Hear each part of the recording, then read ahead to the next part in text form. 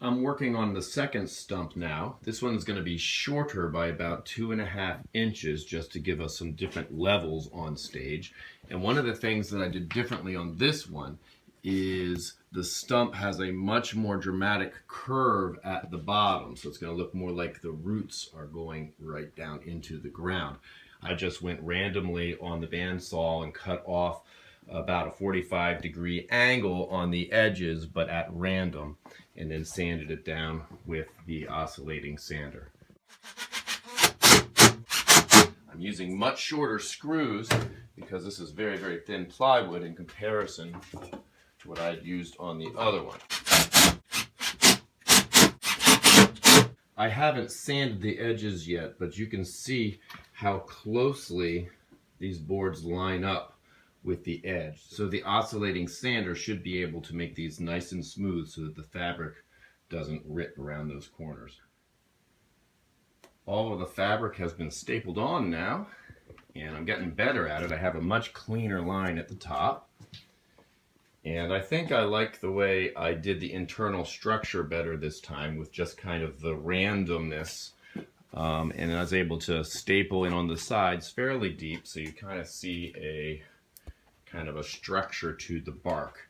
And once that is painted, this should look really, really convincing from a distance. This will probably end up being the back side. We've got some puckering here, but still, all in all, it looks good. Again, I have a handle here so that the stagehands can carry it off stage. The third tree I'm doing just a little bit differently. And what I'm going to do is I'm going to glue and kind of brad staple this in and then cut off this area. And that's going to provide some roots that come out from this stump more dramatically than the other trees. So I used those brads and some glue to attach those pieces of wood together. They've been drying when I've been sanding down all of the other pieces of wood for the log. So now I'm going back to the sled, and I kept the stop exactly where it was because I now need to cut off that piece of wood so that it will be the exact same length as all the other boards.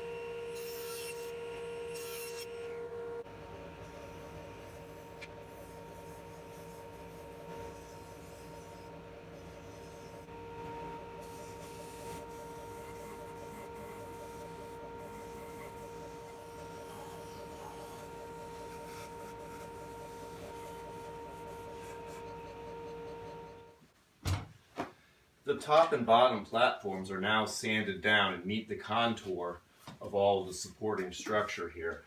So the next step is to put the fabric on. This is going to be trickier than the other two because with these bump outs, I'm going to have to make sure that I allow enough fabric so that I can kind of pleat it over there because I can't stretch the fabric too much.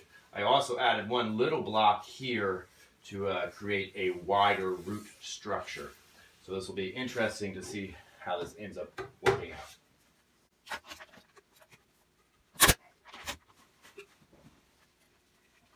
So this is 2 pieces of fabric here.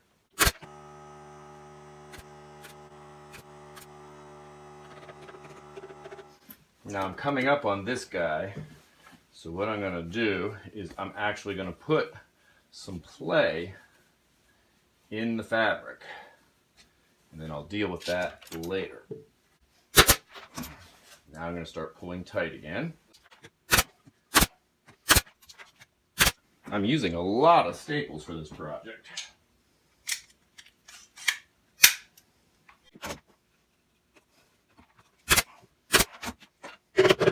Got lots of extra fabric here. I'm just trying to keep it about the same distance across the top. You know what? I think it's going to be time to cut off the bottom so that I can tell how much fabric I really have. Okay. Turn her back over. So I'm pulling it as tight as I can.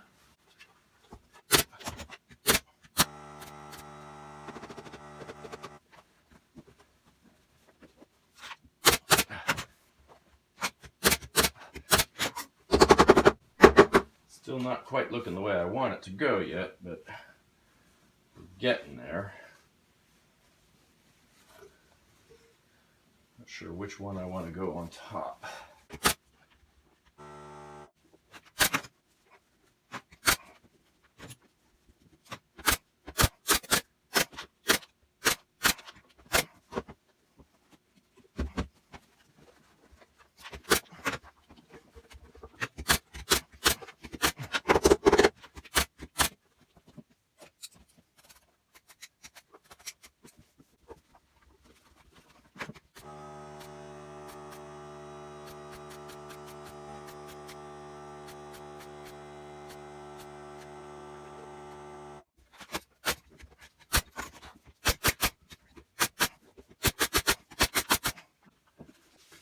I'm folding this top in to create the top of the bark. So I nail it both into the actual wooden structure and the 1/2-inch plywood, which doesn't do a whole lot to hold it, but it does keep it there. You have to kind of work ahead on it, or else you can't get it tucked back down with the staples. So I'm trying to staple the high spots first, and then I come back and staple in the middle of the gullies, and that tightens it all up.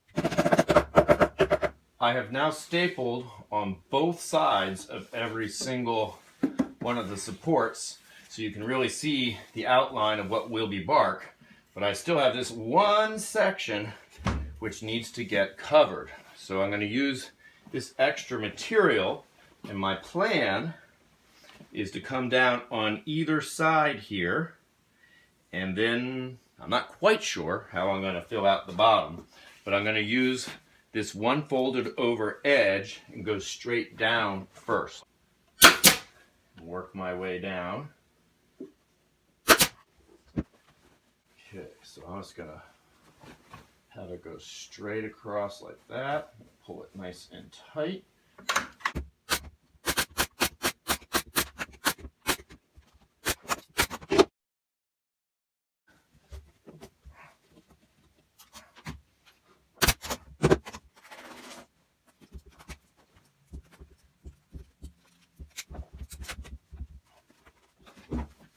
So I'm just going to pull this down here and go straight across the top.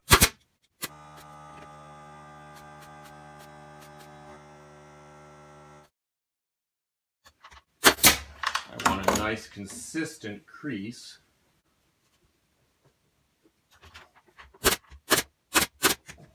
Good, that looks nice.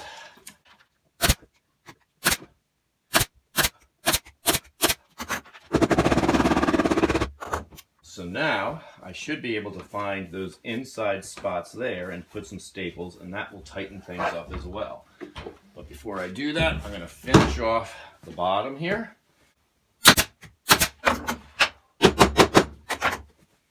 So it turns out that this is the hardest part of this project, is lining it with the material. The other ones went much smoother, so they are probably a more doable project. This added probably an extra hour by having those extra wide root looking structures. But this is something that we'll probably keep for years and can reuse in other shows, so I thought it was worth the investment of time. Okay, all three of these are now ready for paint. We need more staples.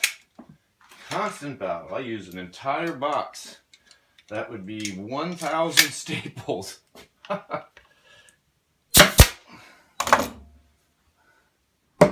Our production of Robin Hood is now over, but the stumps held up extremely well. In fact, there's no signs of wear or tear at all.